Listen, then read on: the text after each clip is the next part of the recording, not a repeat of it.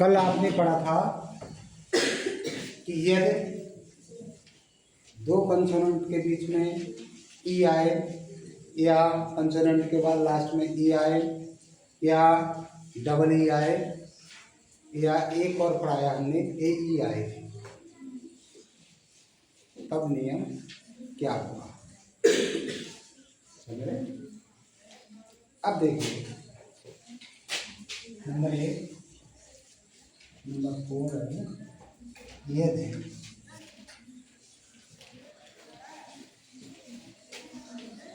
ई के बाद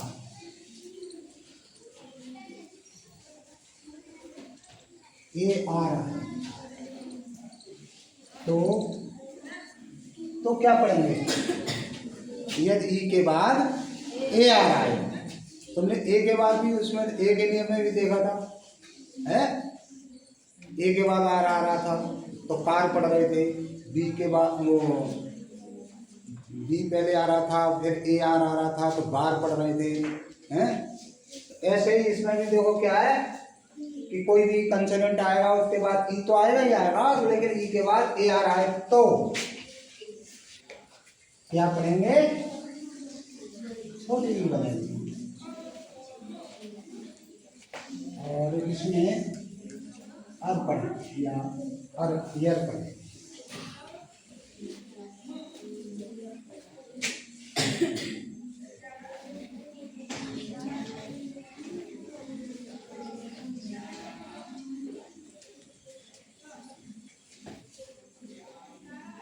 अब इसको समझे अच्छी तरह से कैसे,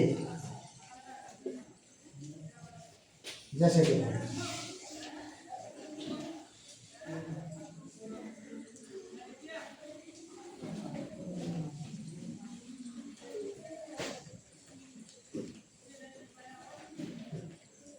ये है, इसके बाद ए आ गई, ए आ गया, ठीक है।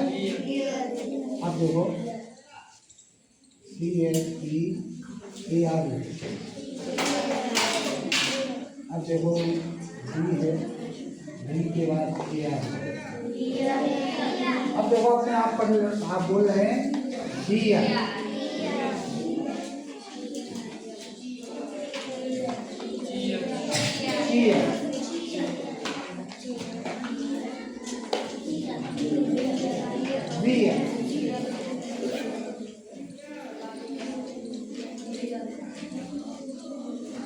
बहुत ही समझने की बात है और कोई टेंशन की बात नहीं है।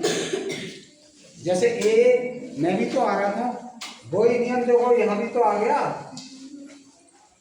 अरे उसमें भी अर पढ़ रहे थे तो हम इसको कर दें तो अरे तो पढ़ रहे हैं, इसको बंद कर दें हम उंगली से, ई को बंद कर दें तो डर हो गया ना। देखो ई को बंद कर दें तो डर हो गया, डर। और ई पर ई की मात्रा पढ़ेंगे ही पढ़ेंगे तो डी है, हो गया कोई नहीं हो गया।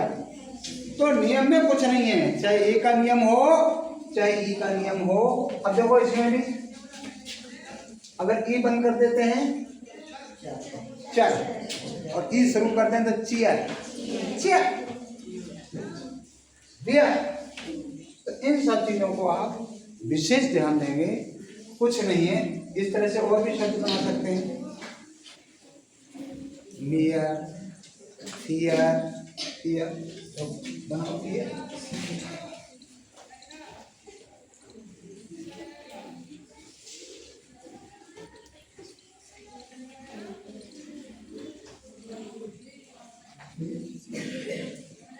तमाम शब्द बना सकते हैं लोग।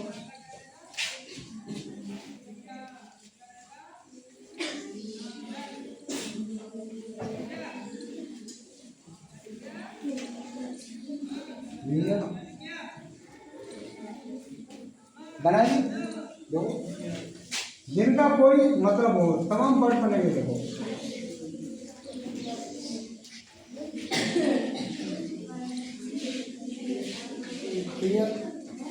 कितने शब्द बनाओगे,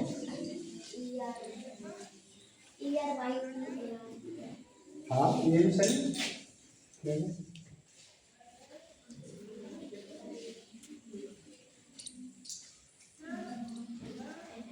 या इसको भी लिख दो सीधा।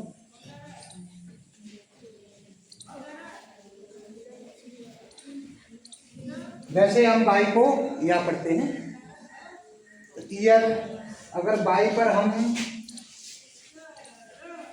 या पढ़े और यहाँ पर बड़ी की मात्रा पढ़ दें तो ई वो भी ई पढ़ा जाएगा। तो ईयर ही सीधा लिख दें तो सुंदर लगेगा। ठीक है।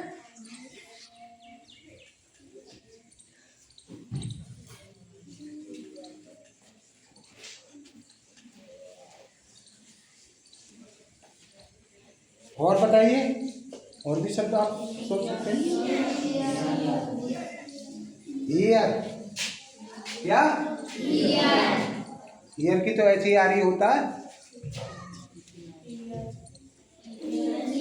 ईयर। ईयर तो ईयर नहीं, शेयर मीन क्या है? मीन होना चाहिए किसी भी शब्द का, वही शब्द लगेंगे।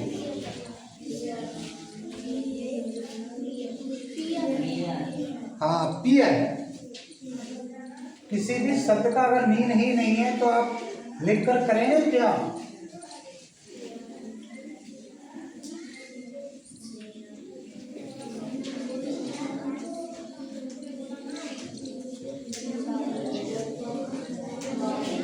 अब देखिए अगला नियम चलेगा, अगला नियम चलेगा।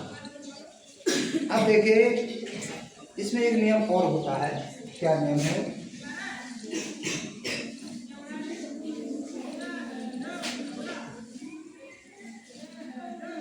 यदि जैसे अभी आपको हमने ये बताया कि यार आया, ऐसे ही ई के बाद आर आए और फिर कंसोनेंट आ जाए, फिर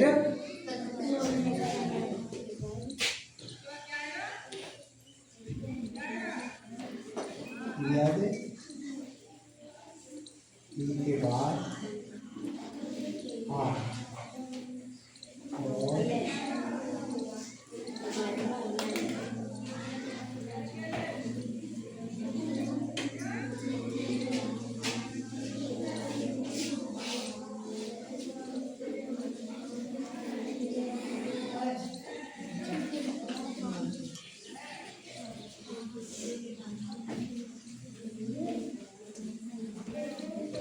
तो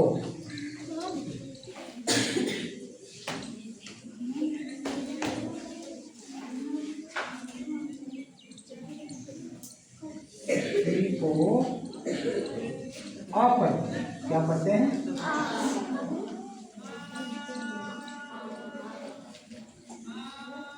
अब कैसे पढ़ते हैं? सब ई को आप कैसे पढ़ेंगे? जैसे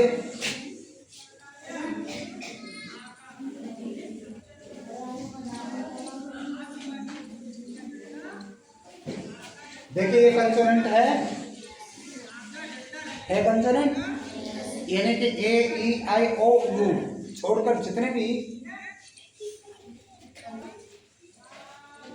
अक्षर आते हैं वो सभी क्या कहलाते हैं? कंसोनेंट। तो ये ए ई आई ओ यू तो है। तो देखो ई के बाद आर आया है तो ई को पढ़ेंगे क्या? अब तो देखो इसको क्या पढ़ेंगे? एच को तो आओ। अब देखो रा के बाद कोई मात्रा तो है नहीं नियम के अनुसार, तो ये आधा पढ़ा जाए, ऐसे ही तो पढ़ा जाएगा आधा। और ये क्या है? D herb. क्या हो गया? क्योंकि बा पूरा नहीं है।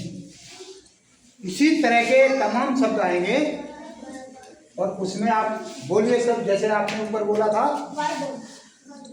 हाँ वेरी गुड, वेरी नाइस। तो V E R B verb,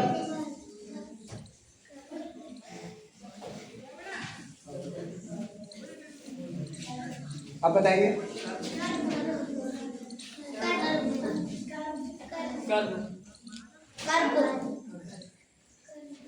कर्म तो नहीं होता। कर्म आप बना सकते हैं लेकिन कर्म का कोई वो नहीं होगा। भाई कोई भी शब्द है उसका कोई वो तो निकले, अर्थ तो निकलना चाहिए। अब किसी शब्द का अर्थ ही नहीं निकल रहा है तो वो शब्द कहाँ होगा। कोई हम शब्दों को मेल अगर बना दें, शब्दों को जोड़ दें और एक वाक्य बना दें तो उस वाक्य का अर्थ ही नहीं होगा।